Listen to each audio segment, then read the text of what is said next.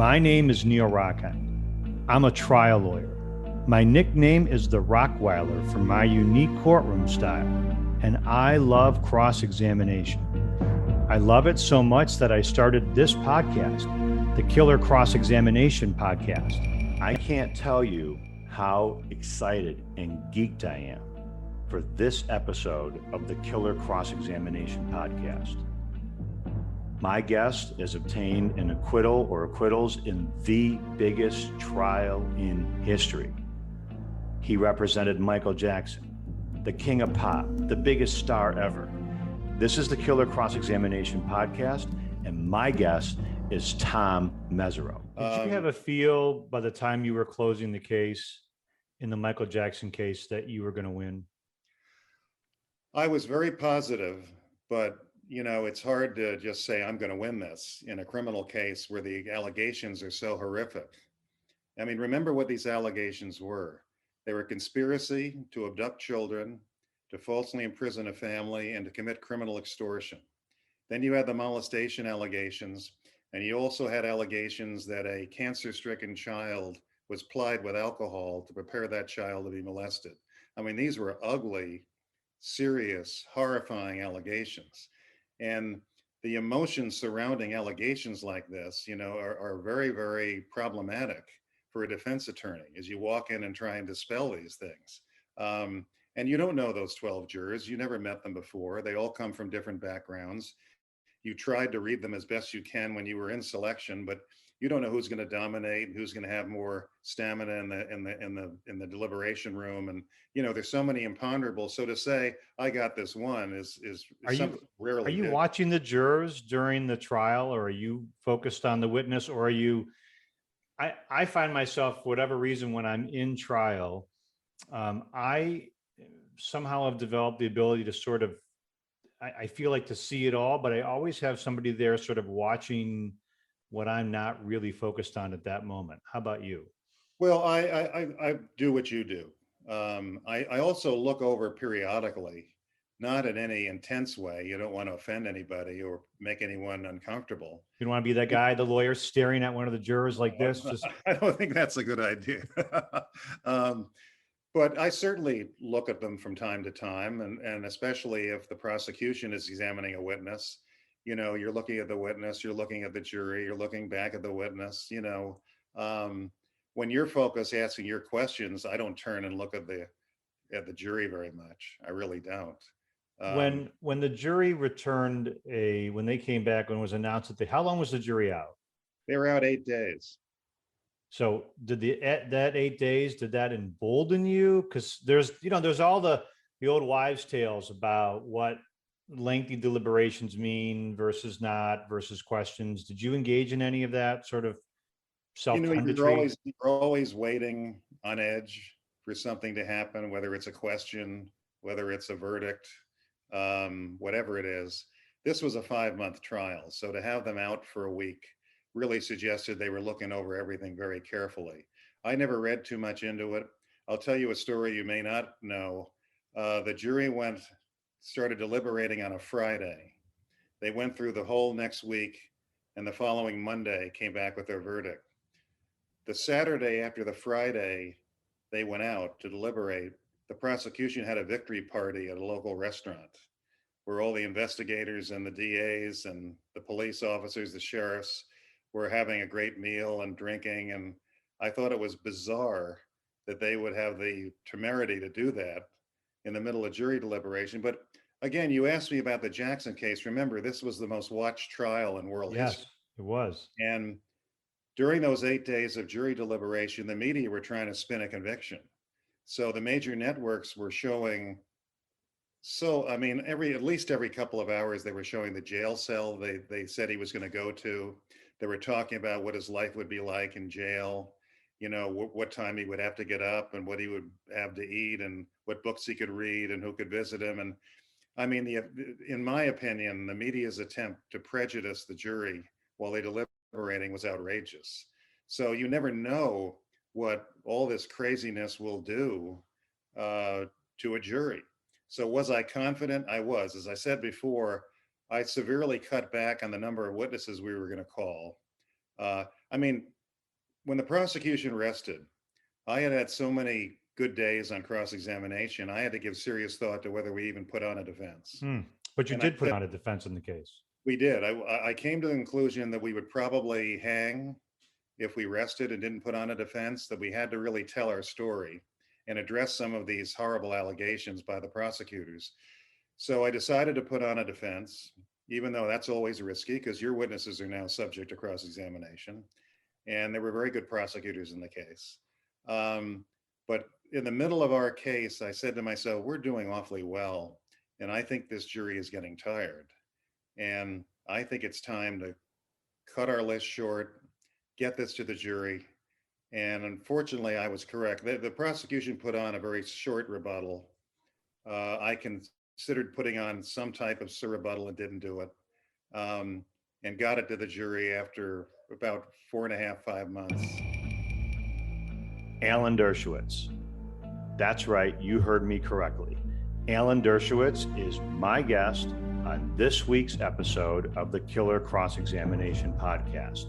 Professor Dershowitz does killer cross. He's been involved in some of the most significant cases in history. He's represented the Reverend Jim Baker, Patty Hearst, Leona Helmsley, Michael Milken, Klaus von Bülow, O.J. Simpson, Mike Tyson, Jeff Epstein, and Donald Trump, the 45th president of the United States. People hated me for those cases. By the way, on the O.J. Simpson case, everybody loved me for taking the case. Oh, everybody should have a defense. It's important you're taking the case. It's only when we won that they hated me. My God, how could you win that case? You know, you should have lost it. Or with the Jeffrey Epstein case, you made too good a deal. I plead guilty to making too good a deal. I plead guilty to winning cases. That's my job. When I take a case, that's what I want to do. I wanted to win the von Bülow case. People said, how could you defend that guy? He was obviously guilty. Well, he wasn't obviously guilty.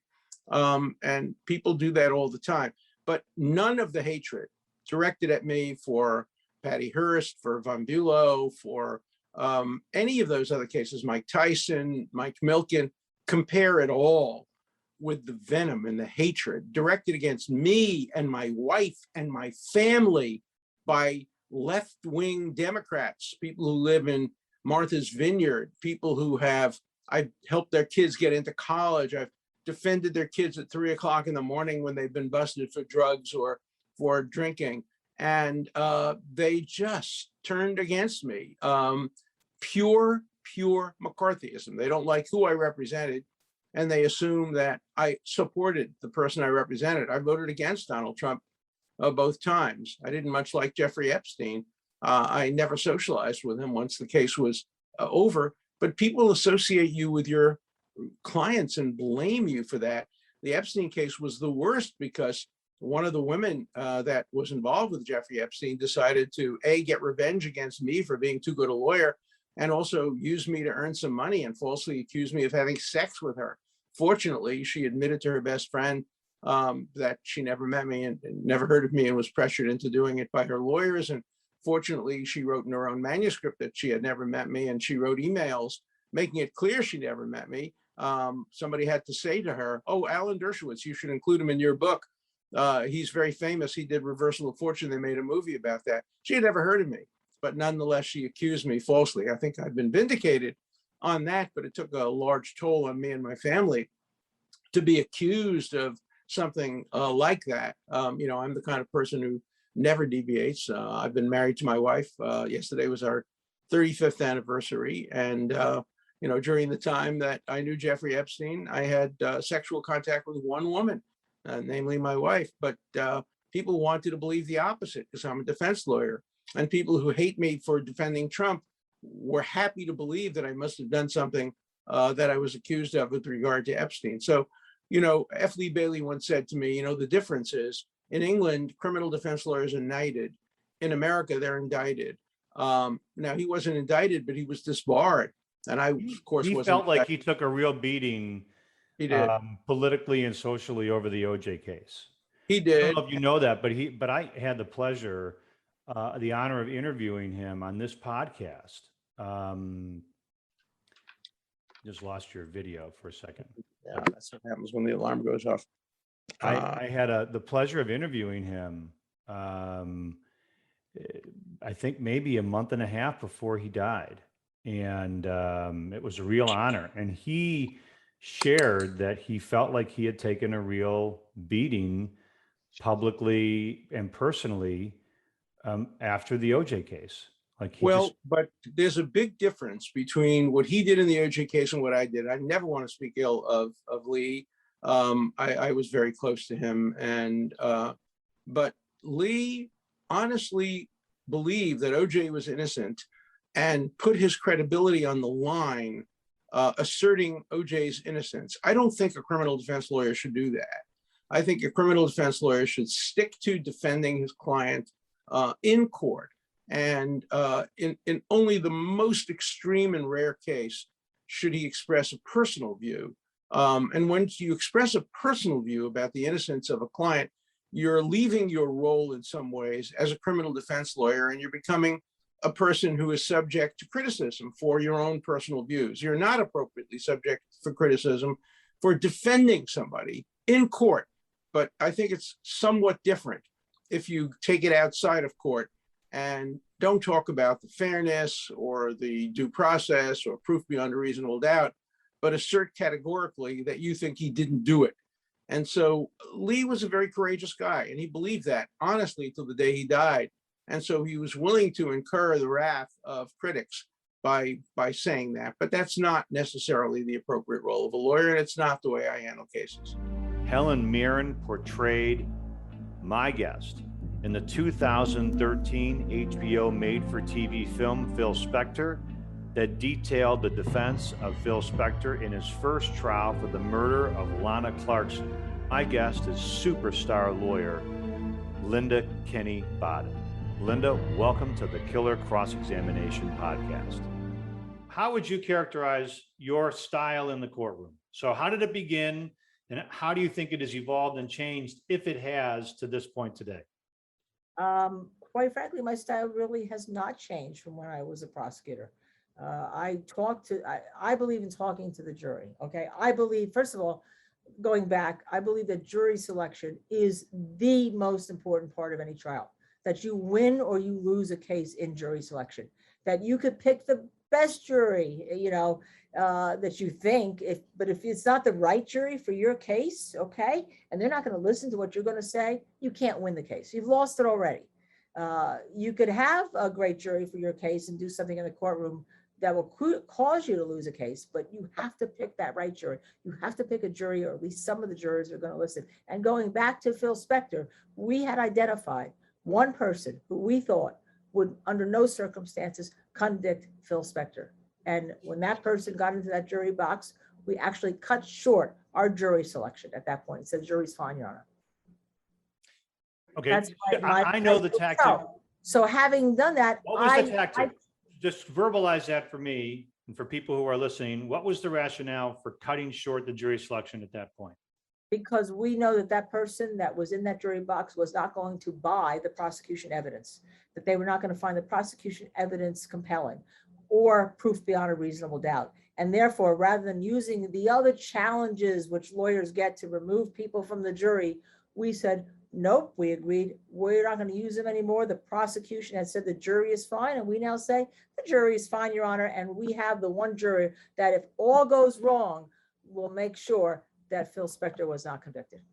In our theory, using a trial consultant to identify. Right. I mean, and I get it, because I see lawyers that have these they decent jurors. First of all, I know the people that get up there and they, oh, that person's a teacher, that person's a nurse, that person's an engineer, they're out. Well, this person is, and they just use these sort of rampant stereotypes that I think are awful, that make, no sense. They're just based on, I don't know, old wives' tales, I guess. Can you say old wives' tales now? I don't think you can, but they're based on no sense.